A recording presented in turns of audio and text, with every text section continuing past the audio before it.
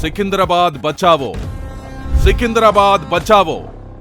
సికింద్రాబాద్ ఆత్మగౌరవ అస్తిత్వాన్ని కాపాడుకుందాం. ఇది ఒక చారిత్రక హెచ్చరిక. ఇది మనం పుట్టిన భూమి పడుతున్న ఆవేదన. 220 ఏళ్ల చరిత్రను కాలగర్భంలో కలిపేయాలని చూస్తున్న శక్తులపై గళమెత్తాల్సిన సమయం. సికింద్రాబాద్ కేవలం ఒక ప్రాంతం మాత్రమే కాదు, అది లక్షలాది మంది గుండె చప్పుడు. ఇవాళ గుండె చప్పుడు ప్రమాదంలో పడింది. అందుకే ప్రతి సికింద్రాబాద్ బిడ్డ గొంతు కలపాలి. సికింద్రాబాద్ బచావో అని గొంతెత్తి పోరాడాలి. భారతదేశంలో జంట నగరాలంటే గుర్తుకొచ్చేది హైదరాబాద్, సికింద్రాబాద్ నగరాలు. భాగ్యమతి పేర హైదర్ మహల్ గుర్తుగా 400 ఏళ్ల చారిత్రక నగరం హైదరాబాద్. మూడవ నిజాం సికందర్ జా గుర్తుగా 220 ఏళ్ల చారిత్రక నగరం Secunderabad. European, Indian, Persian, Dakkani వంటి విభిన్న సంస్కృతుల నిలయం సికింద్రాబాద్. హిందూ, ముస్లిం, క్రిస్టియన్, జోరాస్ట్రియన్ వంటి ఎన్నో మతాల సమ్మేళనం సికింద్రాబాద్. 1806లో మూడవ నిజాం సికందర్ జా ఆధ్వర్యంలో నాడు చుట్టుపక్కల ఉన్న రాజ్యాల నుంచి నిజాం రాజ్యం రక్షణ కోసం బ్రిటిష్ సైన్యాల రెజిమెంట్గా ప్రారంభమై ఒక ఆధునిక పట్టణంగా ప్రస్థానం సాగిస్తుంది సికింద్రాబాద్. అనంతర కాలంలో హైదరాబాద్కు ధీటుగా ఎదిగి 1948 సెప్టెంబర్ 17న తెలంగాణ జాతీయ సమైక్యం వరకు స్వతంత్ర ప్రతిపత్తితో సొంత పాలనా వ్యవస్థ ఉన్న మహానగరం మన సికింద్రాబాద్. కేవలం హిందూ, ముస్లింలే కాదు, బ్రిటిషర్లు ఎక్కువగా ఉండడంతో క్రిస్టియన్లు, పార్సీలు, జోరాస్ట్రియన్లు, యూదులు, బౌద్ధులు, జైనులు, సిక్కులు ఇలా నాడే దాదాపు ప్రపంచంలోని మెజారిటీ మతాల ప్రజలతో కూడిన మినీ ఇండియాగా పేరుగాంచిన సంపూర్ణ కాస్మోపాలిటన్ సిటీ మన సికింద్రాబాద్. అలా స్వాతంత్రానికి పూర్వమే 1945లో సికింద్రాబాద్ మున్సిపాలిటీగా ఏర్పాటై కార్పొరేషన్ స్థాయి హోదా సాధించింది. ఆ తర్వాత సమైక్య రాష్ట్రంగా ఏర్పడ్డాక 1956లో హైదరాబాద్ మున్సిపల్ కార్పొరేషన్ పేరుతో నాటి కాంగ్రెస్ ప్రభుత్వం 1960లో మన సికింద్రాబాద్ కార్పొరేషన్ను MCHలో కలిపింది. అయినా చారిత్రక, సాంస్కృతిక వైభవోపేతమైన మన లష్కర్ గొప్పతనం దేదీప్యమానంగా వెలుగొందుతోనే ఉంది. హైదరాబాద్ మహానగర ఆర్థిక, సాంస్కృతిక వైభవంలో సింహభాగాన్ని సికింద్రాబాద్ కామధేనువులా పోషిస్తూనే ఉంది. మోండా మార్కెట్ నుంచి జనరల్ బజార్ వరకు, రాణీగంజ్ నుంచి రాష్ట్రపతి రోడ్డు వరకు, నాటి నుండి నేటి దాకా ఇక్కడ సాగే వేల కోట్ల వ్యాపారాల నుంచి వచ్చే పన్నులు రాష్ట్ర వాటాలోనే ఏ పారిశ్రామిక వాడ నుండి, ఏ ఫైనాన్షియల్ డిస్ట్రిక్ట్ల నుండి రానంత ఆదాయం కేవలం సికింద్రాబాద్ నుంచి వస్తుంది. బంగారం మొదలుకొని బట్టల దాకా, కాలికి వేసుకునే చెప్పులు మొదలుకొని అత్యాధునిక కంప్యూటర్ ప్రాసెసర్ల దాకా సికింద్రాబాద్లో దొరకనిదంటూ లేనేలేదు. అజామాబాద్ ఇండస్ట్రియల్ ఏరియా, VST వంటి పారిశ్రామిక వాడలు వ్యాపారపరంగా మన దేశంలోని ఎన్నో రాష్ట్రాల కన్నా ఎక్కువ GDP సాధిస్తున్నాయి. ఆ మాటకొస్తే ఆఫ్రికా ఖండంలోని కొన్ని దేశాల కన్నా సికింద్రాబాద్ సాధిస్తున్న GDP అధికం. సాంస్కృతిక జీవనంలోనూ సికింద్రాబాద్ భిన్నత్వంలో ఏకత్వాన్ని చాటుతుంది. తాడుబండు వీరాంజనేయ స్వామి, సికింద్రాబాద్ గణేష్ టెంపుల్తో పాటు తెలంగాణ రాష్ట్రంలోనే బోనాలకు ప్రసిద్ధిగాంచిన లష్కర్ మహంకాళి అమ్మవారి వైభవం ఎంత ప్రాచుర్యం పొందిందో చరిత్రే చెబుతుంది. డిసెంబర్ 25న జరిగే క్రిస్మస్ వేడుకలు, సెయింట్ మేరీస్, ఆల్ సెయింట్ మొదలు వందలాది చర్చిల్లో అంతే అంగరంగ వైభవంగా సాగుతాయి.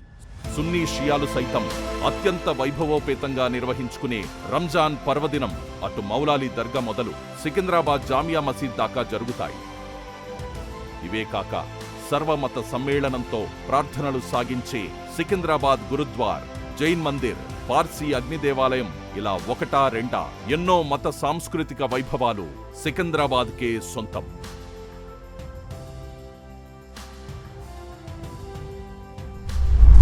విద్యారంగంలోనూ KG మొదలుకొని PG వరకు ఆ పై ఉన్నత స్థాయి చదువులకు కేంద్రం మన సికింద్రాబాద్. తెలంగాణ ఉద్యమ పోరాటానికి ఊపిరిచ్చిన ఉస్మానియా యూనివర్సిటీ ఉన్నది కూడా సికింద్రాబాదులోనే. అత్యంత పెద్దదైన రైల్వే స్టేషన్ మన సికింద్రాబాదులోనే ఉంది. దేశంలోనే అతి పెద్దదైన ప్రభుత్వ ఆసుపత్రి మన సికింద్రాబాదులో ఉన్న గాంధీ ఆసుపత్రి. దేశంలోనే అతిపెద్దదైన కంటోన్మెంట్ లష్కర్వే, tank bund, Hussain Sagar, parade grounds, gymkhana stadium, Secunderabad clock tower, James street police station వంటి ఎన్నో రాజసాన్ని ఒలికించే నిర్మాణాలు సికింద్రాబాద్కే సొంతం. ఎన్నో ఎత్తుపల్లాలను చూసిన సికింద్రాబాద్ ఏనాడు తన అస్తిత్వాన్ని కోల్పోలేదు. ఏ పాలకుడు లష్కర్ చరిత్రను తుడిచేయాలనే దురాలోచన చేయలేదు. కానీ నేడు ప్యూర్ అంటూ మతిలేని మాటలతో నగరాన్ని 4 ముక్కలు చేసి ఫోర్త్ సిటీ, ఫ్యూచర్ సిటీ అంటూ అరచేతిలో వైకుంఠం చూపిస్తున్న నయవంచకుల పాలనలో హైదరాబాద్, మల్కాజిగిరి, సైబరాబాద్ పేర్లతో 3 ముక్కల కార్పొరేషన్లు ఏర్పాటు చేస్తూ మన సికింద్రాబాద్ ఆనవాళ్లు తుడిచేయాలని జరుగుతున్న ప్రయత్నాలను ఈ ప్రాంతంలో పుట్టిన ప్రతి బిడ్డ ధిక్కరిస్తున్నాడు.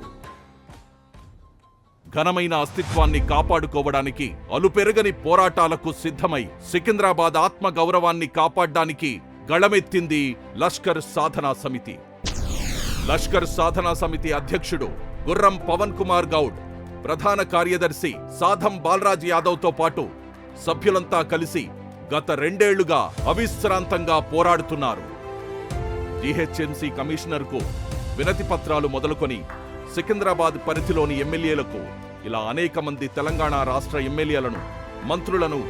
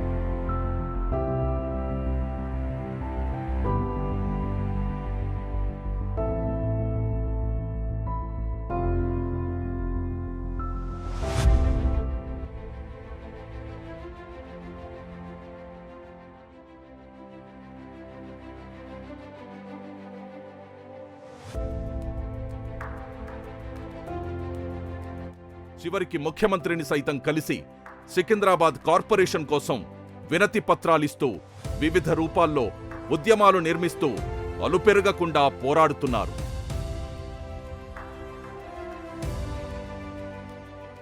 తమ ప్రాంత అస్తిత్వ భావజాల వ్యాప్తి కోసం సికింద్రాబాద్ గణేష్ టెంపుల్ నుండి బల్కంపేట ఎల్లమ్మ గుడి వరకు పాదయాత్రలు చేశారు. తెలంగాణ రాష్ట్ర ఉద్యమాన్ని తలపించేలా నిరాహార దీక్షలకు శ్రీకారం చుట్టింది లష్కర్ సాధనా సమితి. వేలాది సికింద్రాబాద్ ప్రాంత ప్రజలతో జరిగిన నిరాహార దీక్ష అటు ప్రజల్లో, ఇటు ప్రభుత్వంలో అలజడి రేకెత్తించింది. సికింద్రాబాద్ కా షాన్, రాజకీయ దురంధరుడు, లష్కర్ ముద్దుబిడ్డ శ్రీ తలసాని శ్రీనివాస్ యాదవ్ ఈ ఉద్యమానికి మద్దతు తెలపడంతో మరింత ఊపందుకుంది. మరి ప్రభుత్వాన్ని మెడలుంచేటువంటి కార్యక్రమం చేస్తాం. నిరాహార దీక్షకు బీఆర్ఎస్ ముషీరాబాద్ ఎమ్మెల్యే ముఠా గోపాల్ గారితో పాటు బీజేపీ మహంకాళి జిల్లా అధ్యక్షులు భరత్ గౌడ్ గారు కూడా సంఘీభావం తెలిపారు.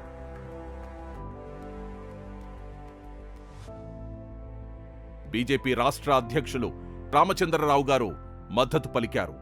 తెలంగాణ రాష్ట్ర స్థాయి ఆర్టీసీ బీసీ ఎంప్లాయీస్ అసోసియేషన్తో పాటు తెలంగాణ యాదవ సంక్షేమ సంఘం, వీరభద్రియ సంఘం, విశ్వకర్మ సంఘం, ముదిరాజ్ సంఘం, గౌడ సంఘం లాంటి రాష్ట్రంలోని పలు సంక్షేమ సంఘాల మద్దతు కూడా లష్కర్ సాధనా సమితికి తోడైంది.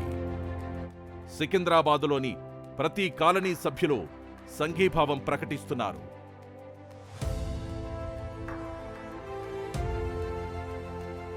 ఇందుకోసం పుర ప్రముఖులు, వ్యాపారులు, ఉద్యోగులు, కార్మికులు, మహిళలు, విద్యార్థులు అన్ని వర్గాలను భాగస్వామ్యం చేస్తుంది. ఇప్పుడు కాకపోతే ఇంకెప్పుడు అంటూ జంగ్ సైరన్ మోగిస్తున్నారు. కుల, మత, ప్రాంత విభేదాలు లేకుండా సికింద్రాబాదులోని ప్రతి బిడ్డ ఇప్పుడిదే నినాదం చేస్తున్నారు.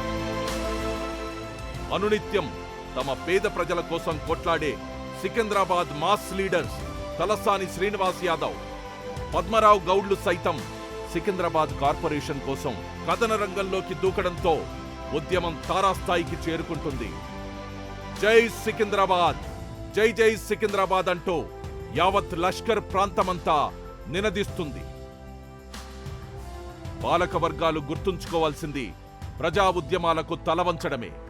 సికింద్రాబాద్ పేరును తుడిచేయాలని చూస్తే ఈ నగరం అగ్నిగుండమవుతుంది. ఈ సికింద్రాబాద్ గడ్డ మాకు జన్మనిచ్చిన భూమి. మీ రాజకీయ అవసరాల కోసం మా ప్రాంత ఆత్మాభిమానంతో ఆడుకోవద్దు. ప్రభుత్వానికి ఇదే మా హెచ్చరిక. సికింద్రాబాద్ పేరు మార్పు నిర్ణయాన్ని వెనక్కి తీసుకోండి. సికింద్రాబాద్ను కాపాడుకుందాం, మన ఘన వారసత్వాన్ని నిలబెట్టుకుందాం. సికింద్రాబాద్ బిడ్డలారా ఏకమవ్వండి. సికింద్రాబాద్ బచావో, సికింద్రాబాద్ బచావో. మన సికింద్రాబాద్, మన ఆత్మాభిమానం. లష్కర్ జిల్లా సాధనా సమితి ఆధ్వర్యంలో తలసాని శ్రీనివాస్ యాదవ్, పద్మరావు గౌడ్ గార్ల నేతృత్వంలో జనవరి 17న సికింద్రాబాద్ రైల్వే స్టేషన్ నుంచి క్లాక్ టవర్, పారడైజ్ సర్కిల్ మీదుగా MG road Mahatma Gandhi statue వరకు సాగే భారీ శాంతి ర్యాలీని జయప్రదం చేయండి. లక్ష్య సాధన కోసం భవిష్యత్తులో చేసే ప్రతి కార్యక్రమానికి సికింద్రాబాద్ ప్రజలంతా ఏకమై మద్దతునివ్వండి. నమస్కారం. సికింద్రాబాద్ లష్కర్ జిల్లా సాధన సమితి అధ్యక్షులు పవన్ కుమార్ గౌడ్ గారు, అదేవిధంగా ఈ సమావేశానికి ముఖ్య అతిథులుగా విచ్చేసినటువంటి పెద్దలు, గౌరవనీయులు, ఈ ఉద్యమానికి స్ఫూర్తిదాత అయినటువంటి గౌరవనీయులు మాజీ మంత్రివర్యులు శ్రీ తలసాని శ్రీనివాస్ యాదవ్ గారు, అదేవిధంగా ముషీరాబాద్ శాసనసభ్యులైనటువంటి గౌరవనీయులు ముఠా గోపాల్ గారు, ఈ సమావేశంలో ఉన్నటువంటి ఒక గౌరవనీయులు సోదరులు గజ్జల నగేష్ గారు, అదేవిధంగా హరి యాదవ్ గారు, తమ్ముడు సోదరులు సికింద్రాబాద్ పార్లమెంట్ సభ్యులుగా పోటీ చేసినటువంటి సోదరులు గౌరవనీయులు తలసాని సాయి గారు, అదేవిధంగా ముషీరాబాద్ నియోజకవర్గ యువ నాయకులు ముఠా జయసింహ గారు, ఇంకా చాలామంది పెద్దలందరి పేర్లున్నాయి. శ్రీమతి మహేశ్వరి గారు, ప్రసన్న శ్రీనివాస్ గారు, సాయి కిరణ్ యాదవ్ గారు, సామల హేమ గారు, తర్వాత టిఎన్ శ్రీనివాస్ గారు, మహేశ్వర్ రెడ్డి గారు, పాండు యాదవ్ గారు, అనితా ప్రభాకర్ గారు, నలిని కిరణ్ గారు, లోకనాథం గారు, నరసింహ ముదిరాజ్ గారు, కంది స్కైలాజ్ గారు, సునీత గారు, సికింద్రాబాద్ నియోజకవర్గం నుండి విచ్చేసినటువంటి అనేక మంది సీనియర్ నాయకులు, కార్పొరేటర్లు, కంటోన్మెంట్ సంబంధించినటువంటి ఒక బోర్డు సభ్యులు, వివిధ కుల సంఘాలు, వ్యాపార సంఘాలు అందరికీ కూడా హృదయపూర్వకంగా నమస్కారం తెలియజేస్తా ఉన్నాను. మనకు తెలంగాణలో ఒక సామెత ఉంటుంది, కొండ నాలుకకు మందేస్తే ఉన్న నాలుక ఊడిపోతుందని చెప్పాలి. అదే రకంగా 2023 సంవత్సరంలో 10 సంవత్సరాల పాటు అత్యంత అద్భుతమైనటువంటి ఒక రీతిలో కేసీఆర్ గారి యొక్క నేతృత్వంలో తెలంగాణ పరిపాలన కొనసాగుతున్నటువంటి ఒక తరుణంలో వచ్చినటువంటి ఎన్నికల్లో ప్రజలను మభ్యపెట్టి అనేక రకాలైనటువంటి వాగ్దానాలు చేసి నయవంచనకు గురి చేసి చెట్ల మీద ఇస్తార్లు కొట్టినట్టుగా వాగ్దానాలు చేసి అధికారంలోకి వచ్చిన తర్వాత ఈ ప్రభుత్వం, తెలంగాణ కాంగ్రెస్ ప్రభుత్వం రేవంత్ రెడ్డి గారి యొక్క నేతృత్వంలో పిచ్చోడి చేతిలో రాయి మారిపోయి ఈరోజు అనేక తప్పుడు నిర్ణయాలు తీసుకుంటూ ఇచ్చిన వాగ్దానాలు అమలు చేయకుండా, సంపద సృష్టించలేక, సంపద పంచలేక, కేవలం ఒక రియల్ ఎస్టేట్ దందా కోసమే తాను ముఖ్యమంత్రి అయినాను, ఈ ప్రభుత్వాన్ని నడిపిస్తున్నాము అన్నటువంటి ఒక ధోరణితో వ్యవహరిస్తూ ఇవాళ రాష్ట్రాన్ని అతలాకుతలం చేస్తూ ఇవాళ పరిపాలన కొనసాగిస్తూ ఇష్టం వచ్చినటువంటి ఒక ప్రజాస్వామిక నిర్ణయాలు ఇవాళ తీసుకుంటున్న ఒక పరిస్థితి చూస్తూ ఉన్నాం. మనం హైడ్రా చూసినాం, మూసీ చూసినాం, నిరుద్యోగుల సమస్యల పట్ల వాళ్ళు ఏ రకంగా రెస్పాండ్ అయినట్టు చూసినాం. చివరికి ఉరిమరిమి పిల్లి ఎవరి మీదన పడ్డట్టుగా ఇవాళ రేవంత్ రెడ్డి గారి ప్రభుత్వం గ్రేటర్ హైదరాబాద్ మీదనే పడ్డది. ఇవాళ గ్రేటర్ హైదరాబాద్ అనేటువంటిది భారతదేశంలోనే అత్యంత ప్రతిష్టాత్మకమైనటువంటి ఒక నగరం ఇది. దాదాపు తెలంగాణకు సగం శాతం సంపద సృష్టించేటువంటి ఒక నగరం ఇది. అత్యద్భుతమైనటువంటి ఒక ప్రతిష్టాత్మకమైనటువంటి ఈ నగరాన్ని హైదరాబాద్ను కకావికలం చేస్తూ విచ్ఛిన్నం చేస్తూ ఇవాళ మొత్తానికి ఒక జిహెచ్ఎంసి డీలిమిటేషన్ అని చెప్పని ఒక తప్పుడు ప్రయత్నాన్ని ముందుకు పట్టుకొచ్చి ఇవాళ రాజ్యాంగ హననానికి పాల్పడ్డాడు. ప్రజాస్వామ్య స్ఫూర్తికి ఇవాళ విఘాతం కల్పించే ప్రయత్నం చేసినారు. తద్వారా ఇవాళ హైదరాబాద్ సికింద్రాబాద్ యొక్క అస్తిత్వాన్ని, తరతరాల చరిత్ర కలిగినటువంటి ఒక సికింద్రాబాద్ అస్తిత్వాన్ని కూడా ఇవాళ సర్వనాశనం చేసేట ప్రయత్నం చేస్తూ ఉన్నారు. నేను పెద్దలు తలసాని శ్రీనివాస్ యాదవ్ గారికి హృదయపూర్వకంగా ధన్యవాదం తెలియజేస్తా ఉన్నాను, కృతజ్ఞతలు కూడా తెలియజేస్తా ఉన్నాను. మనం అందరం ఇవాళ ఉంటాం, రేపు పోతాం. We will not be there tomorrow. కానీ మన మీద బాధ్యత నాయకులుగా ఏంటంటే చరిత్రను కాపాడాలా, వారసత్వాన్ని కాపాడాలా, భవిష్యత్ తరాలకు మనం ఏం అందిస్తాం అనేటువంటిది ముఖ్యం. ఇవాళ పెద్దలు తలసాని శ్రీనివాస్ యాదవ్ గారు ఏ గడ్డ మీద అయితే పుట్టిండో ఆ గడ్డను కాపాడాలని చెప్పని లష్కర్ బిడ్డ అయినటువంటి ఒక శ్రీనివాస్ యాదవ్ గారు సికింద్రాబాద్కు జిల్లానే చేకూర్చడంతో పాటుగా సికింద్రాబాద్ యొక్క అస్తిత్వం పైన మల్కాజిగిరి మున్సిపల్ కార్పొరేషన్ పేరు మీద ఇవాళ రేవంత్ రెడ్డి గారు చేస్తున్న దాడికి వ్యతిరేకంగా నిలబడి పోరాటానికి అయితే శ్రీకారం చుట్టినరో వారికి నేను హృదయపూర్వకంగా ధన్యవాదం తెలియజేస్తా ఉన్నాను, అభినందన తెలియజేస్తా ఉన్నాను. ఇవాళ జిహెచ్ఎంసీ వార్డుల విషయంలో జరిగినటువంటి ఒక విభజన చాలామంది అనుకుంటుండొచ్చు, గతంలో కూడా డీలిమిటేషన్ జరిగింది కదా, అదే డీలిమిటేషన్ ఇప్పుడు కూడా జరిగి ఉండొచ్చు కదా అని చెప్పని అనుకుంటుండొచ్చు. కానీ ఇప్పుడు జరిగినటువంటి ఒక డీలిమిటేషన్ అంతా కూడా ఒక రాజకీయ ప్రేరేపితంగా, తర్వాత స్వార్థమైనటువంటి ఒక లాభాపేక్షతోటి ఇష్టం వచ్చినట్టుగా కుక్కలు చింపిన విస్తర లెక్క ఇవాళ ఈ మొత్తం జిహెచ్ఎంసీని 300 డివిజన్లుగా ఎవరితో సంప్రదించకుండా ఇష్టారాజ్యంగా చేసినట్టు ఒక పరిస్థితి. డీలిమిటేషన్ ప్రక్రియ అది అసెంబ్లీలను డీలిమిటేషన్ చేసినా, పార్లమెంటును డీలిమిటేషన్ చేసినా, గ్రామాలను గుర్తించినా, లేకపోతే అర్బన్ మున్సిపాలిటీస్లో ఉన్నటువంటి ఒక వార్డులను డీలిమిటేషన్ చేసినా అది అడ్మినిస్ట్రేటివ్ ప్రక్రియ కాదు.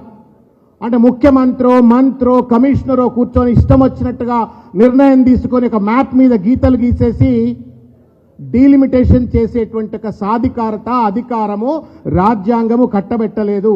ఇది పూర్తిగా కూడా ఒక ప్రజాస్వామికమైనటువంటి ఒక రాజ్యాంగబద్ధమైనటువంటి ఒక చర్య. దురదృష్టం ఏంటి అంటే ఇవాళ అంటే ఏంటి రాజ్యాంగబద్ధమైన ప్రక్రియ అంటే ఏంటి?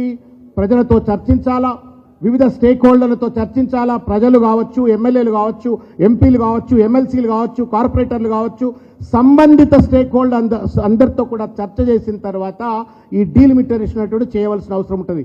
కానీ ఈ ప్రభుత్వం రేవంత్ రెడ్డి ఏదో గుత్తేదారైనట్టుగా మొత్తం ఈ ప్రభుత్వం అంతా కూడా తోటి క్యాబినెట్ మంత్రులతో, ఏ శాసన సభ్యుడితో, ఏ పార్లమెంట్ సభ్యుడితో, ఏ కార్పొరేటర్తో, ఎవరితో కూడా చర్చించకుండా ఈ మొత్తం డీలిమిటేషన్ ప్రక్రియను రాజ్యాంగానికి వ్యతిరేకంగా, ప్రజాస్వామిక సూత్రాలకు వ్యతిరేకంగా చేపట్టి ఒక నియంతృత్వ ధోరణిని, ఒక ఫ్యూడల్ ధోరణిని ఈ ప్రభుత్వం చేపట్టిన విషయాన్ని నేను మీ దృష్టికి తీసుకొచ్చే ప్రయత్నం చేస్తా ఉన్నాను.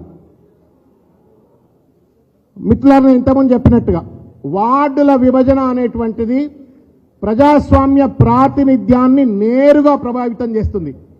అంటే ఎలక్షన్లకు మూలం ఏంటి? వార్డు ఎన్నికలు జరగాలంటే వార్డుల డిఫినేషన్ జరగాల, డీలిమిటేషన్ జరగాల.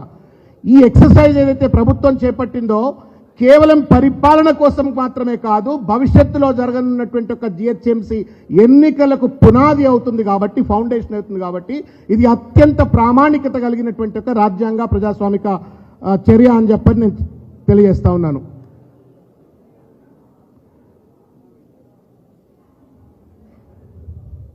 నేను ఇంతకుముందు చెప్పినట్లుగా ఈ మొత్తం వ్యవహారంలో ఒక నిరంకుశమైనటువంటి ఒక ఏకపక్ష చర్య, ఇది పారదర్శకత,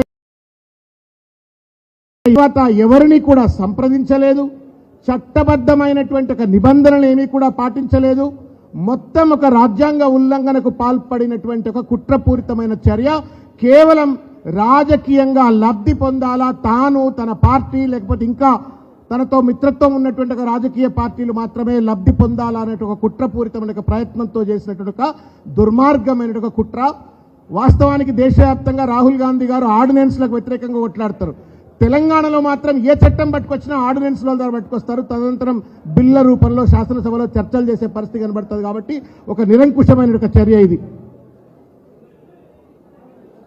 నేను ఇంతకుముందు చెప్పినట్టుగా జిహెచ్ఎంసీ సగం వంతు తెలంగాణ జనాభా ఇక్కడే ఉంది.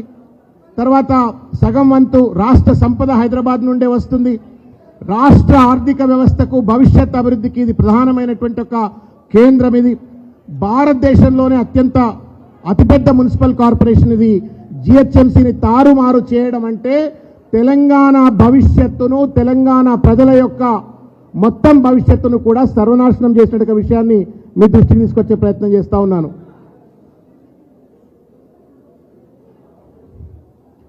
రేవంత్ రెడ్డి గారు 1 షాట్ 2 బైట్స్ అని చెప్పని అంటాం. రేవంత్ రెడ్డి గారు రాహుల్ గాంధీ గారి భక్తుడా? ఇక్కడున్న తెలంగాణ కాంగ్రెస్ మూల సిద్ధాంతాలు కావాలా లేకపోతే భారతీయ జనతా పార్టీ సిద్ధాంతాలు కావాలా తెలియదు. కానీ రాజీవ్ గాంధీ గారు ఇవాళ ఇంత పెద్ద ఎత్తున దేశంలో గ్రామ సభలు కానీ, వార్డు సభలు కానీ, లేకపోతే గ్రామాలు కానీ, మున్సిపల్ డివిజన్లు కానీ, మున్సిపల్ కార్పొరేషన్స్ కానీ, మున్సిపాలిటీస్ కానీ ఒక గౌరవప్రదమైనటువంటి రీతిలో స్వయం ప్రతిపత్తితో పరిపాలన అందిస్తున్నాయంటే దానికి కారణం 73, 74 రాజ్యాంగ సవరణ. ఇవాళ రేవంత్ రెడ్డి గారు రాహుల్ గాంధీ అనుచరుడు అని చెప్పుకొని కాంగ్రెస్ పార్టీ ముఖ్యమంత్రి అయి ఉండి 1 షాట్ 2 బర్డ్స్ మాదిరిగా మొత్తం అటు రాజీవ్ గాంధీ స్ఫూర్తితో వచ్చినటువంటి 74వ రాజ్యాంగ సవరణకు కూని చేసినాడు. అదేవిధంగా జై సంవిధానం చెప్పని ఏదైతే రాహుల్ గాంధీ గారు దేశవ్యాప్తంగా తిరుగుతారో రాజ్యాంగాన్ని కూని చేసినారు. వాస్తవానికి పరిపాలనా వికేంద్రీకరణ మూల సిద్ధాంతం 73 కానీ 74 కానీ రాజ్యాంగ సవరణకు అంటే డీసెంట్రలైజ్డ్ గవర్నెన్స్.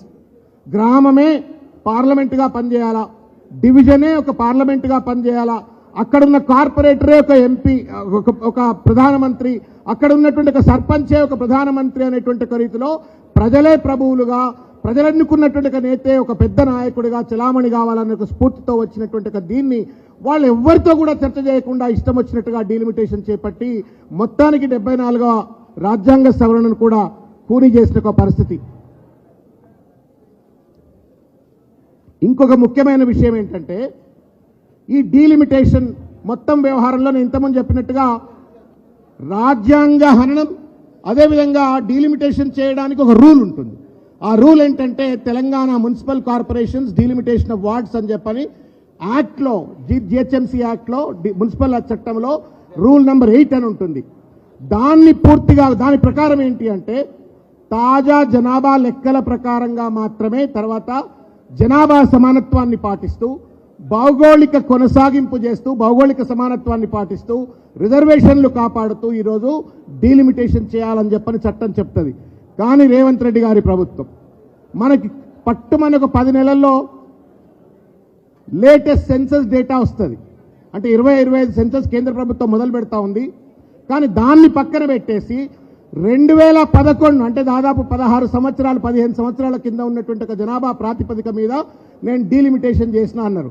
మేము అడిగినాం అసెంబ్లీలో, కౌన్సిల్లో, ప్రభుత్వాన్ని అడిగినాం, ఇదేం తొందర వచ్చిందా, 10 నెలలు అయితే 25వ సెన్సస్ డేటా వస్తుంది కదా, దాన్ని ప్రామాణికంగా తీసుకొని మనం విభజించవచ్చు కదా అంటే లేదు అని చెప్పని ఆగమాగంగా ఈరోజు 2011 సెన్సస్ డేటాను పట్టుకొచ్చి సరి అయినటువంటి ఒక వాస్తవ దృక్కోణంతో డీలిమిటేషన్ జనాభా ప్రాతిపదిక మీద జరగకుండా గత లెక్కలతో ఇవాళ చేస్తూ ఒక తప్పుదానికి పాల్పడేటువంటి ఒక పరిస్థితి. ఇంకోటి ఏంటంటే ఎవరు చేసినారు ఈ యొక్క డీలిమిటేషన్ ఎక్సర్సైజ్? ఎవరు చేయాలా? ప్రజలు ఎన్నుకున్నటువంటి ఒక ప్రభుత్వం సాధికారికంగా ఒక కమిటీని కనుక ఏర్పరిచినట్టయితే, ఒక డెడికేటెడ్ కమిషన్ వేసినట్టయితే వాళ్ళు డీలిమిటేషన్ చేయాలా. దురదృష్టం ఏంటంటే ఈ ప్రభుత్వం సెంటర్ ఫర్ గుడ్ గవర్నెన్స్ అని చెప్పని ఒక సంస్థ, administrative staff college of India అని చెప్పని ఒక సంస్థ, వీళ్ళకి ఏమాత్రం కూడా రాజ్యాంగపరమైనటువంటి ఒక నిబద్ధత లేనటువంటి ఒక సంస్థలు, సాధికారత లేనటువంటి సంస్థల ద్వారా చేయించి, అంటే ఏంటి, administrative staff college of India కావచ్చు, సిజిజి కావచ్చు, ఇవన్నీ కూడా ముఖ్యమంత్రి కనుసన్నల్లో పనిచేసే చీఫ్ సెక్రటరీ కింద పనిచేస్తాయి. అంటే ముఖ్యమంత్రి, చీఫ్ సెక్రటరీ వాళ్ళు ముగ్గురు ఏరనుకుంటే అట్లా ఇష్టం వచ్చినట్టుగా డీలిమిటేషన్ చేయడానికి అధికారం ఉంటుంది. ప్రజలతో సంప్రదించకుండా సాధికారత లేని సంస్థ ద్వారా చేసినట్టుగా పరిస్థితి చూస్తా ఉన్నాం.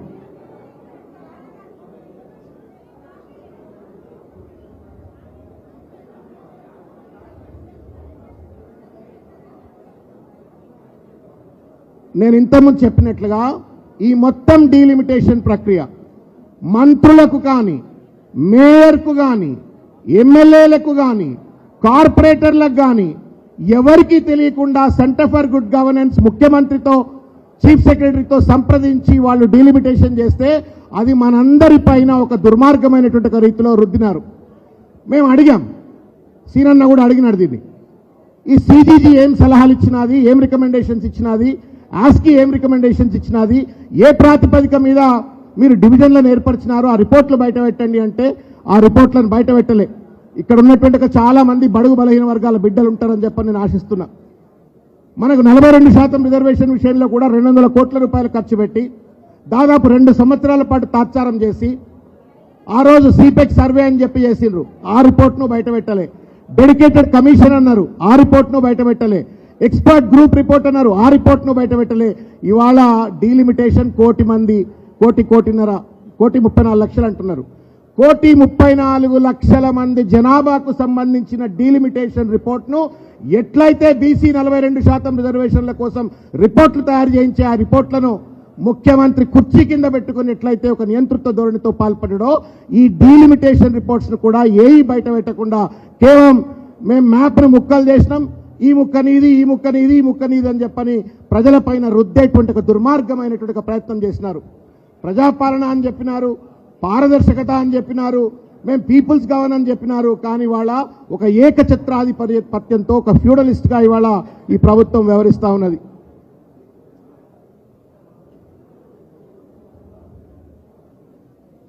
ఒక చిన్న సూత్రం మీకు చెప్పదలుచుకున్నా.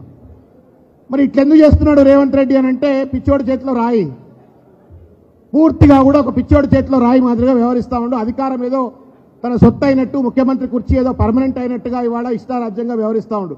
చట్టం ఏం చెప్తుంది అంటే, ఏ ప్రభుత్వం ఏ పని చేయాలన్నా చట్టంలో ఎట్లా రాసుంటే అట్లే చేయాలా, కానీ దానికి భిన్నంగా మాత్రం చేసేటువంటి అధికారం కానీ హక్కు గాను లేదు అని చెప్పని చట్టం చెప్తుంది.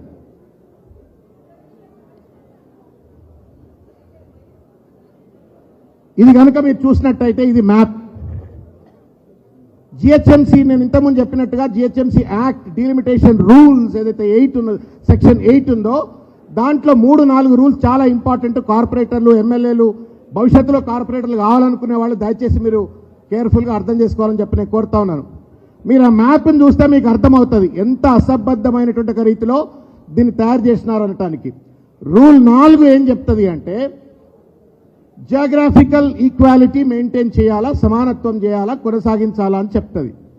వీళ్ళు ఏం చెప్తా ఉన్నారు, 2052-53 కిలోమీటర్లతో ఇవాళ కొత్త జిహెచ్ఎంసీ ఏర్పరుస్తున్నామని చెప్పినారు. ఎన్ని డివిజన్లు? 300 డివిజన్లు. ఒకవేళ 2053 స్క్వేర్ కిలోమీటర్స్ యొక్క ఏరియాను మీరు 300 డివిజన్స్తో కనుక మీరు డివైడ్ చేస్తే రమారమి మీకు 6.5, 6.6 మాత్రమే స్క్వేర్ కిలోమీటర్స్ మాత్రమే ఒక డివిజన్ సైజ్ ఉండాలా. కొంచెం ఏమైనా ఎక్కువ తక్కువ ఉంటే లాజిస్టికల్లీ ఒకవేళ కన్వీనియన్స్ లేకపోతే మార్పులు చేర్పులు చేసుకోవచ్చు. కానీ ఇష్టం వచ్చినట్టుగా మీరు అక్కడ చూసినట్టయితే చూడండి, కొన్నేమో ఇంతే ఉన్నాయి, చిట్టెలకంతే ఉన్నాయి, కొన్నేమో ఏనుగంత సైజు ఉన్నాయి. ఇష్టం వచ్చినట్టుగా వాళ్ళ కన్వీనియన్స్ కోసం అని చెప్పని, వాళ్ళ ఇమాజినేషన్ కోసం అన్నట్టుగా ఇష్టం వచ్చినట్టుగా ఈ డీలిమిటేషన్ ఎక్సర్సైజ్ను రూల్ 4ను ఉల్లంఘిస్తూ వాళ్ళు చేసినారు అనటానికి ఆ మ్యాప్ నిదర్శనము, ఆ లెక్కలు నిదర్శనం అని చెప్పని నేను మీ దృష్టి తీసుకొచ్చే ప్రయత్నం చేస్తా ఉన్నాను. రూల్ 5 ఏం చెప్తుందో ఒకసారి మీరు కేర్ఫుల్గా వినండి. మనందరికీ తెలిసి వాళ్ళ ఒక్కో డివిజన్లో 20,000 ఉన్నారు, కొన్ని డివిజన్లో 60,000 ఉన్నారు, కొన్ని డివిజన్లో 70,000 ఉన్నారు కూడా అని చెప్పని మనం వింటూ వస్తూ ఉన్నాం. వాస్తవం ఏంటంటే, అది జిహెచ్ఎంసీ జనరల్ బాడీలోనైనా లేకపోతే బిల్లులు పాస్ అయ్యే సందర్భంలో అసెంబ్లీలోనైనా ప్రతి డీలిమిటేషన్ అయినటువంటి ఒక వార్డు వివరాలు, ఆ డీలిమిటేషన్ చేయడానికి ఉన్నటువంటి ఒక ప్రాతిపదిక, ఆ వార్డు మ్యాప్, ఆ డివిజన్ కొత్త డివిజన్లో వచ్చేటువంటి ఒక వార్డులో వచ్చేటువంటి ఒక పాపులేషన్ సైజెస్ కూడా అన్ని కూడా ఎంతమంది ఉన్నారని చెప్పని అందరికీ తెలియజెప్పాలా. ఇవాల్టి కూడా మీరు జిహెచ్ఎంసీ వెబ్సైట్కి వెళ్ళి చూడండి. ఇవాల్టి కూడా జిహెచ్ఎంసీ ఏ డివిజన్లో ఎంతమంది ఓటర్లు ఉన్నారని చెప్పని మాత్రం చెప్పలేదు. మన మధ్యలో మాట్లాడుకొని మనకు మనం తెలుసుకుంటే తప్ప ఇప్పటి వరకు కూడా మ్యాప్లు ఎట్లా పెట్టినారు, కానీ ఏ డివిజన్లో ఎంతమంది పాపులేషన్ ఉన్న విషయాన్ని మాత్రం చెప్పలేదు. రూల్ ఏం చెప్తుంది అంటే, నేను ఇంతకుముందు చెప్పినట్టుగా వాళ్ళు ఏమంటా ఉన్నారు, 1,34,00,000 మంది ఇవాళ జిహెచ్ఎంసీలో పౌరులు ఉన్నారు అని చెప్తా ఉన్నారు. ఈ 1,34,00,000 మంది డివైడెడ్ బై 300 మళ్ళా అంటే రఫ్లీ around 44,000-45,000 average size of the division or a ward. అయితే రూల్ ఏం చెప్తుంది అంటే average size of the ward మీద 10 ఎక్కువ ఉండొచ్చు, 10 తక్కువ ఉండొచ్చు. అంటే ఏంటి, 48,000 అయినా ఉండొచ్చు, లేకపోతే 36-40,000 అయినా ఉండొచ్చు. కానీ ఎక్కిన కొన్ని చోట్ల 20, కొన్ని చోట్ల 30, కొన్ని చోట్ల 40, కొన్ని చోట్ల 50, కొన్ని చోట్ల 80, 70 ఈ రకంగా ఉండేటందుకు హక్కులు ఇవ్వలేదు. ఇది రాజ్యాంగ ఉల్లంఘన, రూల్స్ ఉల్లంఘన అనేటువంటి ఒక విషయాన్ని నేను మీ దృష్టికి తీసుకొస్తా ఉన్నాను. ఇది భౌగోళిక నిబంధన కొనసాగింపు ఉల్లంఘన. ఇంతకుముందు చెప్పాను మీకు, ఏ ఇంటి నెంబర్ ఏ డివిజన్లో ఎక్కడ స్టార్ట్ అవుతుంది, ఏ ఇల్లు ఏ డివిజన్లో చివరి నెంబర్, అంత క్లియర్గా వివరాలు ఇవ్వాలా అని చెప్పని యాక్ట్ చెప్తుంది. కానీ దానికి సంబంధించిన వివరాలు ఏ కూడా బయట పెట్టలేదు. ఇంకొక ముఖ్యమైనటువంటి ఒక విషయం, ఇంతకుముందు అద్భుతమైనటువంటి ఒక వీడియో మన పవన్ కుమార్ గౌడ్ గారి యొక్క నేతృత్వంలో తయారు చేసి చూపించినారు. హైదరాబాద్ కావచ్చు, సికింద్రాబాద్ కావచ్చు, గంగా జమున తహజీబ్కు అద్భుతమైనటువంటి ఒక ప్రతీకలు ఇవి. ఇక్కడ హిందువులు కావచ్చు, ముస్లింలు కావచ్చు, క్రిస్టియన్లు కావచ్చు, సిక్కులు కావచ్చు, జొరాస్ట్రియన్లు కావచ్చు, రకరకాలైనటువంటి ఒక మతాలు, దేశవ్యాప్తంగా ఉన్నటువంటి ఒక మతాలందరూ కూడా, even today we have a little England in Secunderabad. Little England, British వాళ్ళు కూడా ఉండేటువంటి ఒక లిటిల్ ఇంగ్లాండ్ కూడా ఉంది. అంటే భిన్న జాతులు, భిన్న సంస్కృతులు, భిన్న ప్రాంతాలకు చెందిన ప్రజలు ఒక గంగా జమున తహజీబ్తో అద్భుతంగా ఉండేటువంటి ఒక హైదరాబాద్ను ఇవాళ రాజకీయ లబ్ధి కోసం ఇవాళ ఇష్టం వచ్చినట్టుగా వాళ్ళు డీలిమిటేషన్ చేసినట్టుగా కనబడతా ఉంది. ఒక మతం వాళ్ళు ఒక దగ్గరే ఉండాలా. మనమేమనుకున్నాము, అన్ని మతాల వాళ్ళు కలిసిమెలిసి అన్ని వార్డుల్లో ఉండాలంటే లేదు, కొన్ని మతాల వాళ్ళు కొన్ని వార్డుల్లో ఉండాలా అని చెప్పని సెక్యులర్ ఫ్యాబ్రిక్ కావచ్చు, రాజ్యాంగ స్ఫూర్తికి కావచ్చు, లేకపోతే గంగా జమున తెహజీబ్కి వాళ్ళ విఘాతం కలిగించేటువంటి రీతిలో ఈ ప్రభుత్వం వ్యవహరించింది అన్నట్టు విషయాన్ని మీ దృష్టికి తీసుకొస్తా ఉన్నాను. ఇంకొక ముఖ్యమైన విషయం మీరు దయచేసి కేర్ఫుల్గా చూడాలని చెప్తాను. అంటే మన చెవుల్లో పూలున్నాయా, లేదు మనమంటే ఏమైనా కనీస అవగాహన లేదనుకుంటున్నదా ఈ ప్రభుత్వం తెలియదు. కానీ ప్రజలందరినీ కూడా ఒకే దెబ్బకు ఇవాళ మనను ఎర్రిపప్పలు చేసినట్టుగా వ్యవహరించినారు. మీరు చూస్తే 2/12/25 నాడు జిహెచ్ఎంసీలో 650 స్క్వేర్ కిలోమీటర్ల నుండి 2053 స్క్వేర్ కిలోమీటర్ వరకు పెంచుతున్నట్టుగా ఒక ప్రకటన చేసినారు. ఒక ఆర్డినెన్స్ ద్వారా ఫోర్సిబుల్గా నియంతృత్వ ధోరణితోటి 20 మున్సిపాలిటీలు, 7 మున్సిపల్ కార్పొరేషన్స్ ను మెర్జ్ చేస్తూ 650 స్క్వేర్ కిలోమీటర్స్ ఉన్నటువంటి హైదరాబాద్ను 2053 స్క్వేర్ కిలోమీటర్ల వరకు పెంచినారు. అది 2వ తారీఖు నాడు అది అయిపోయింది. 9వ తారీఖు నాడు 300 వార్డులుగా మేము డీలిమిటేషన్ చేసినాము అని చెప్పనిచ్చినారు. This itself amplifies.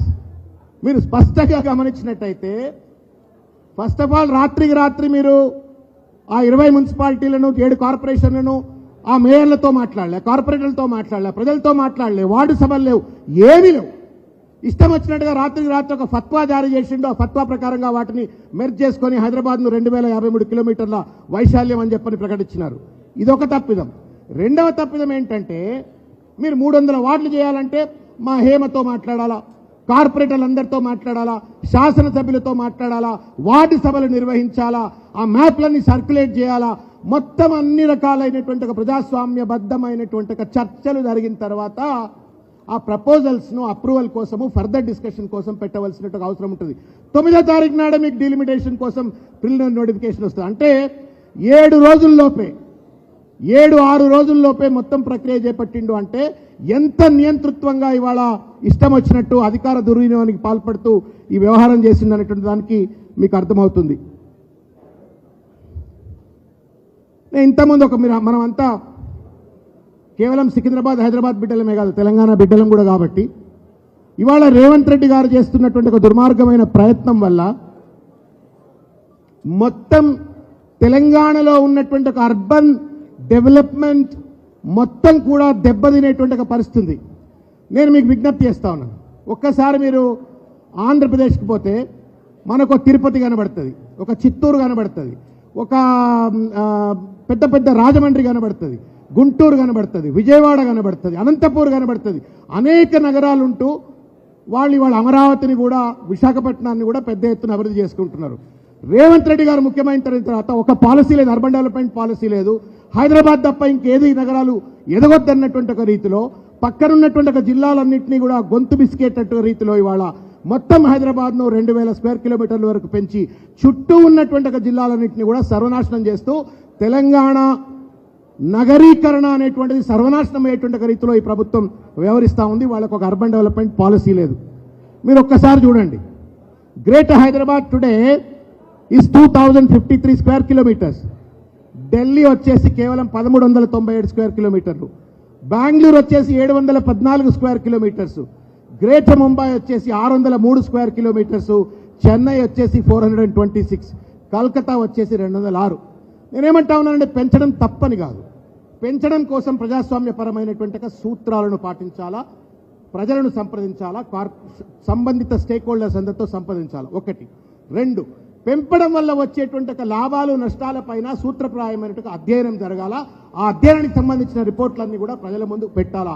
ఇవేవి జరగకుండా ఎకనామిక్ వయబిలిటీ కానీ, సోషల్ వయబిలిటీ కానీ, డెమోగ్రాఫిక్ వయబిలిటీ కానీ ఏ రకమైన అధ్యయనం లేకుండా ఇవాళ ఏదో నేను number 1 Revanth Reddy number 1 in 2053 square kilometres of Hyderabad అని పేరు తెచ్చుకోవడం కోసం ఇష్టారాజ్యంగా ఇవాళ ఒక నిర్ణయం చేపట్టి వాళ్ళ ప్రజల మీద రుద్దుతూ ఒక నియంతృత్వ ధోరణికి పాల్పడుతుందనడానికి ఇది నిదర్శనం. ఖాయాపియా కుచ్ నహీ పోడా చేయానా అని చెప్పి అంటాం కదా, అట్లా చేసినాడు. ఇది ఒక ముఖ్యమైన విషయం, చాలా ఇంపార్టెంట్ విషయం, దయచేసి తెలుసుకోవాలని చెప్పి నేను కోరుతా ఉన్నాను. నేను ఇంతకుముందు చెప్పినట్లుగా జిహెచ్ఎంసీ 650 కిలోమీటర్ల నుండి 2053 కిలోమీటర్లకు పెంచినాడు. ఫ్యూచర్ సిటీ పేరు మీద 7 మండలాలు 56 గ్రామాలు 7 మండలాలు 56 గ్రామాలను ఫ్యూచర్ సిటీ డెవలప్మెంట్ అథారిటీ అని చెప్పని ఆ డెవలప్మెంట్ అథారిటీ కిందికి పట్టుకొచ్చి ఆ దానికి జీవో 60 అని చెప్పని 12/3/25 నాడు పట్టుకొచ్చి దానికి చైర్మన్గా ముఖ్యమంత్రి గారు ఉంటారు. దాని కింద దాదాపు 700 లెక్కెంతో ఉంది 768 స్క్వేర్ కిలోమీటర్లు. మళ్ళా అంటే ఇంతకుముందు ఉన్నటువంటి గ్రేటర్ హైదరాబాద్ 650 కంటే ఎక్కువ, ఫ్యూచర్ సిటీ 758 స్క్వేర్ కిలోమీటర్ల వరకు పెంచి దాన్ని ఒక అథారిటీగా ఏర్పరిచే ప్రయత్నం చేస్తూ ఉన్నారు. చాలా మంది అంటున్నారు ఇది గోస్ట్ సిటీ అని చెప్పని. చాలా అమెరికా కావచ్చు, లేకపోతే మలేషియా, పెద్ద పెద్ద దేశాలలో ఇటువంటి ఒక ప్రయోగాలు చేసినప్పుడు ప్రజలు అక్కడ పోయి ఉండనప్పుడు, పెట్టుబడులు అక్కడ పోయినట్టయితే బిల్డింగ్లు కడతారు కానీ ఎవడు పోయి ఉండేది ఒక గోస్ట్ సిటీ అవుతుందని చెప్పని ఇవాళ కేవలం తను రియల్ ఎస్టేట్ దందాలు చేసుకోవడం కోసం చుట్టుపట్ల అన్ని భూములు కొనేసి, అమరావతిలో ఎట్లా జరిగింది మీకు అందరు గుర్తే ఉంటుంది. క్యాపిటల్ అనగానే చుట్టుపట్ల ఉన్నంత భూములు కొనుక్కొని దాని ధరలు పెంచేసుకొని ఒక కృత్రిమమైనటువంటి ఒక వ్యాపారానికి పాల్పడి ఆస్తులు సంపాదించుకోవడం కోసం ఏ రకంగా అమరావతిలో జరిగిందో ఇన్సైడ్ ట్రేడింగ్, అదే ట్రేడింగ్ ఇవాళ ఫ్యూచర్ సిటీలో చుట్టూ ఉన్నటువంటి ఒక ప్రజలను అదిరిస్తున్నారు, బెదిరిస్తున్నారు, గద్దల లెక్క మీద పడి వాళ్ళ ఆ భూములన్నీ గుంజుకుంటా ఉన్నారు. మీరు అనుకుంటుండొచ్చు ఈయన ఎందుకంటే ఫ్యూచర్ సిటీ గురించి మాట్లాడుతున్నాడు, గ్రేటర్ హైదరాబాదు సికింద్రాబాద్ అని అంటే లింక్ ఉన్నది. I wish to pay little bit of attention. ఇవాళ ఈ మొత్తం ప్రక్రియ ద్వారా ఫ్యూచర్ సిటీ ద్వారా ఇవాళ అదానీ, అంబానీ, అనుముల ఈ ముగ్గురు కూడా ఇవాళ పెద్ద ఎత్తున లబ్ధి పొందుతా ఉన్నారు. మనం చూస్తా ఉన్నాం. ఆ జూన్ కూడా అదానీ అంబానీ కొడుక్కిస్తారట. అదానికి పెద్ద పెద్ద 100,000 ఎకరాలు అక్కడ కట్టబెడతా ఉన్నారు. ఈ ముగ్గురు బాగుపడడం కోసం ఇవాళ ఫ్యూచర్ సిటీ పేరు మీద ఇంత పెద్ద వ్యాపారానికి పాల్పడతా ఉన్నారు. ఈ ముఖ్యమంత్రి అధికారంలోకి వచ్చిన తర్వాత రావట్లేదు, అది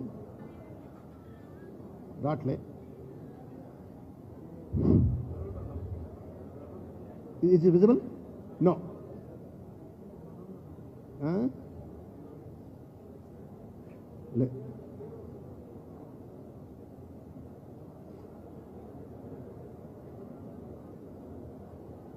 ఇక్కడ సూత్రం అర్థం చేసుకోవాలా. ముఖ్యమంత్రి ఏం చేస్తున్నాడు, ఈ ప్రభుత్వం ఏం చేస్తుందనేది అర్థం చేసుకోవాలా. నేను ఇంతకుముందు చెప్పినట్టుగా 2053 స్క్వేర్ కిలోమీటర్లు, 765 స్క్వేర్ కిలోమీటర్లు ఫ్యూచర్ సిటీ, వెరసి 2818 స్క్వేర్ కిలోమీటర్లు అండర్ మున్సిపల్ మినిస్టర్. ఒక మున్సిపల్ శాఖ మంత్రి కింద దేశంలోని అత్యంత పెద్ద జియోగ్రఫికల్ ఏరియా రేవంత్ రెడ్డి గారి కింద పెట్టుకొని ఇవాళ పెద్ద ఫ్యూడల్ లార్డ్గా ఇవాళ 7 లక్షల ఎకరాలు ఇవాళ ఒక మంత్రిత్వ శాఖ కింద పెట్టుకొని ఇవాళ ఒక రియల్ ఎస్టేట్ దందాకు పాల్పడతా ఉన్నారు, ఇన్సైడ్ ట్రేడింగ్కు పాల్పడతా ఉన్నారు. మన పేరు మీద ఇవాళ విచ్చలవిడిగా దోపిడికి పాల్పడుతున్నటువంటి ఒక దుర్మార్గమైనటువంటి ఒక ప్రభుత్వం ఇది. నాకు అనిపించింది అదాని అంబానీ కంటే పెరిగిపోతాడేమని చెప్పని అట్లా విజువల్ చూపెట్టాం. ఇంకొక ముఖ్యమైన విషయం మనకి ఇవాళ సూత్రంగా కనబడేది ఏంటంటే 3 కార్పొరేషన్లని యాది పెట్టుకోరు. ఇవాళ నేను ఈ మాట చెప్తా ఉన్నాను, ఆదివారం నాడు సిరణ ముందు చెప్తా ఉన్నా. ఒక రోజా ఈ 3 ఏళ్ళు అయ్యేలోపే 2 ఏళ్లలో దిగిపోకపోతే తప్పనిసరిగా ఫ్యూచర్ సిటీని కూడా మళ్ళా ఈ మొత్తం ఎంసీహెచ్గా మార్చి పడేస్తాడు. 4 కార్పొరేషన్లు మున్సిపల్ మంత్రి కింద ఉంటాయి. బిల్డింగ్ పర్మిషన్లు మున్సిపల్ మంత్రి, ఎన్ఓసీలు మున్సిపల్ మంత్రి, జోన్ కన్వర్షన్స్ మున్సిపల్ మంత్రి, మొత్తం ఎక్కడైతే రెవెన్యూ వస్తుందో అవన్నీ కూడా కబ్జాలో పెట్టుకుని వాళ్ళ municipal corporation of Hyderabad, municipal corporation Cyberabad, municipal corporation of Malkajgiri. నేను దీని గురించి ఒక్క నిమిషం మాట్లాడతాం. ఆయనను ఎవరో గెలిపించిండ్రు. అప్పుడు పాపం సావు తప్పి కన్నులట్టబోయినట్టుగా ఏదో 5-10 వేల ఓట్లతో గెలిచిండు. గెలిచిన తర్వాత మల్కాజ్గిరికి ఏమైనా ఎలగబెట్టిండా అంటే ఏం ఎలగబెట్టలే. అందుకే ప్రజలు అక్కడ కర్రగాల్చి వాత పెట్టిండ్రు. 2 కార్పొరేటర్లు గెలిచిండ్రు ఆయనకు, పరమేశ్వర్ రెడ్డి అని చెప్పని, తర్వాత సోమశేఖర్ రెడ్డి అని చెప్పని. 2 కూడా స్వయం ప్రకాశిత నేతలు. ఈయన వల్ల ఏం గెలవలే. కాకపోతే ఇవాళ నేను మల్కాజ్గిరికి నేను రుణం తీర్చుకోవాలని నన్ను గెలిపించిందన్న ఒక నెపంతో ఇవాళ 220 సంవత్సరాల చరిత్ర కలిగినటువంటి ఒక తరతరాలుగా నిలిచిపోవాల్సిన సికింద్రాబాద్ని వాళ్ళ సర్వనాశనం చేస్తూ ఆ అస్తిత్వాన్ని చెరిపివేస్తూ ఇవాళ మున్సిపల్ కార్పొరేషన్ ఆఫ్ మల్కాజ్గిరి అని చెప్పని ఇవాళ పేరు పెట్టేటువంటి ప్రయత్నం చేస్తూ ఉన్నారు. ఈ turned out to be A destructor of urban Telangana. ఈ రకమైన చిల్లర ప్రయత్నాలు, ఆలోచన లేకుండా, సమాలోచన చేయకుండా, సంప్రదింపులు చేయకుండా, ప్రజాస్వామ్య స్ఫూర్తిని మర్చిపోయి ఇష్టం వచ్చినట్టుగా ఈరోజు ముఖ్యమంత్రి గారు వ్యవహరిస్తూ ఒక డిస్ట్రక్టర్గా మిగిలిపోతా ఉన్నాడు. నేను దీని గురించి ఎక్కువగా వెళ్ళాను, ఎందుకంటే వీడియో ఫిలింలో అన్ని చూసినారు మీరు. హైదరాబాద్ ఎట్లా పుట్టింది, తర్వాత మొఘల్స్ ఎట్లా వచ్చినారు, తర్వాత నిజామ్స్ ఏ రకంగా దీన్ని రెస్టోర్ చేసినారు, ఇవన్నీ నేను ఆల్రెడీ వీడియో ఫిలింలో అన్ని వచ్చినాయి. నేను I don't want to get in to the details. కాకపోతే ఒక విషయం చెప్పదలుచుకున్నా. రేవంత్ రెడ్డి గారు సికింద్రాబాద్ ఒక మ్యాప్లో గీత కాదు, నువ్వు డీలిమిటేషన్ గీతలు పెట్టినట్టు గీతలు కావు. ఇది ఒక నాగరికత. సికింద్రాబాద్ అనేటువంటిది 220 సంవత్సరాల చరిత్ర కలిగినటువంటిది. ఇక్కడ అనేక రకాలైన జాతులు, సంస్కృతులతో పాటుగా ఈ హైదరాబాద్, ఈ తెలంగాణ, ఈ గడ్డ నిలబడడానికి అవసరమైనటువంటి ఒక అత్యంత అభివృద్ధిని చేసినటువంటి ఒక గడ్డ ఇది. కాబట్టి దాన్ని సర్వనాశనం చేసే ఒక హక్కు రేవంత్ రెడ్డి గారికి లేదని చెప్పని ఒక్కసారి చెప్తా ఉన్నాను. ఇవన్నీ అవసరం లేదు మీకు, మీరు ఆల్రెడీ చూసినారు ఇవన్నీ.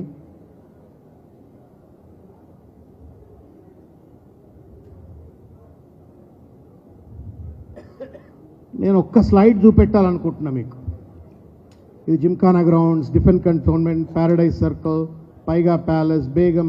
అంటే అసలు దేశంలో ఏ నగరంలో కూడా ఇంత అద్భుతమైన సంస్కృతి, వారసత్వ సంపద బహుశా ఉండకపోవచ్చు. అది మనకు సికింద్రాబాద్లో ఉంది. General bazaar, tobacco bazaar, Monda market, Jane street, paradise, Ranigunj, Qutub షాహీల నుండి మొఘల్స్, నిజామ్స్, బ్రిటిష్, ఇండియన్, తర్వాత సైబరాబాద్ వరకు ఈ రకంగా ఇది చాలా ఇంపార్టెంట్. ఇది ఎందుకు పెడతాడో అర్థం కావట్లే. రేవంత్ రెడ్డి ఏమైనా వచ్చినాయి వీళ్ళకు. మీకు ఒక విషయం చెప్పదలుచుకున్నా. ఔరంగజేబ్ ఎప్పుడైతే గోల్కొండ కోటను ముట్టడించి ఆ గోల్కొండ కోటను హస్తగతం చేసుకున్న తర్వాత చేసినటువంటి ఒక మొట్టమొదటి క్షుద్ర ప్రయత్నం ఏంటి అంటే, హైదరాబాద్ పేరు ఉంచొద్దు, దీనికి దారుల్ జిహాద్ అని పేరు పెట్టాలా అని చెప్పని ప్రయత్నం చేసినాడు. దారుల్ జిహాద్. ఆయన ప్రయత్నం చేయగానే ఆనాడు ఉన్నటువంటి ఒక ప్రజలు చైతన్యంతో ఇది మా తరతరాల వారసత్వ సంపద, మా నాగరికత, మా కష్టం, మా రక్తం, మా త్యాగం, నీ ఇష్టం వచ్చినట్టు పేరు మారిస్తే నడవదని చెప్పని అంత పెద్ద దేశాన్ని ఏలినటువంటి ఒక ఔరంగజేబును సైతం వ్యతిరేకించి పోరాడి దారుల్ జిహాద్ కాదు, హైదరాబాద్ థా, హైదరాబాద్ హే, హైదరాబాద్ రహేగా అని చెప్పని కొట్లాడి ఆ రోజు ఔరంగజేబు నుండి హైదరాబాద్ను కాపాడుకున్నటువంటి ఒక చరిత్ర మన గడ్డ. అయితే ఇవాళ రేవంత్ రెడ్డి కూడా ఔరంగజేబు మరి ఇద్దరు కలిసి ఎక్కడైనా కలిసిపోయినేమో తెలియదు, కానీ అదే రకమైనటువంటి ఒక ఆలోచనతో ఇవాళ వ్యవహరిస్తూ ఉన్నారు. అదే ఆలోచనతో వ్యవహరిస్తూ ఉన్నారు. ఎట్లయితే హైదరాబాద్ను దారుల్ జిహాద్ అన్నాడో, రేవంత్ రెడ్డి సికింద్రాబాద్ను మల్కాజ్గిరి అంటున్నాడు. ఔరంగజేబ్కి ఎట్లయితే కర్రుగాల్చి వాత పెట్టినరో రేవంత్ రెడ్డి గారికి ప్రభుత్వానికి కాంగ్రెస్ కూడా తప్పనిసరిగా కర్రుగాల్చి వాత పెట్టాలా. సీనన్న అన్ని కర్రులు తయారు చేసి పెట్టిండు, మీ చేతుల్లోనే ఉన్నది ఇప్పుడు. ఇక ఔరంగజేబ్ ఆ రోజు ఆ పాపం ఆ ప్రజలు ఎట్లయితే ఒక నిర్మాణాత్మకమైన రీతిలో వ్యతిరేకించిందో ఇవాళ ఈ రేవంత్ రెడ్డి గారి ప్రభుత్వాన్ని, కాంగ్రెస్ ప్రభుత్వాన్ని పేర్లు మార్చి రియల్ ఎస్టేట్ దందాలకు పాల్పడుతున్నటువంటి ఒక దుర్మార్గమైనటువంటి ఈ ప్రభుత్వానికి గుణపాఠం చెప్పవలసిన బాధ్యత మన పైన ఉంది అని చెప్పని ఈ సందర్భంగా నేను తెలియజేస్తూ,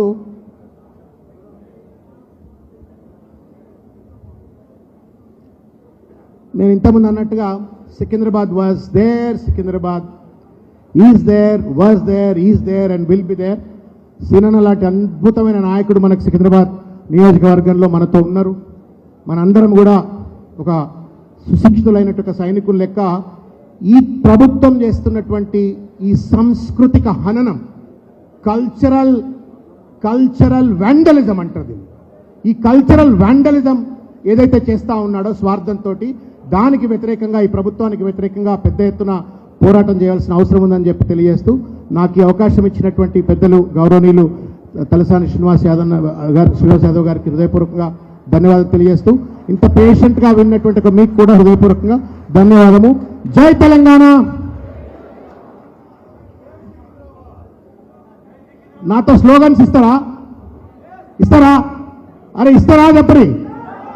ఔరంగజేబ్కే సాధ్యం కానిది రేవంత్ రెడ్డికి సాధ్యమా? ఔరంగజేబ్కే సాధ్యం కానిది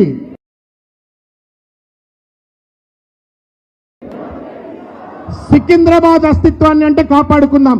సికింద్రాబాద్ అస్తిత్వాన్ని, సికింద్రాబాద్ అస్తిత్వాన్ని, సికింద్రాబాద్ అస్తిత్వాన్ని, సికింద్రాబాద్ చరిత్రను చెడిపివేయటం మానుకోండి. సికింద్రాబాద్ చరిత్రను చెరిపేయటం, సికింద్రాబాద్ చరిత్రను చెరిపేయటం ఆఖరిగా ఔరంగజేబ్తో సాధ్యం కానిది, ఔరంగజేబ్తో సాధ్యం కానిది. జై తెలంగాణ, జై సికింద్రాబాద్. Thank you.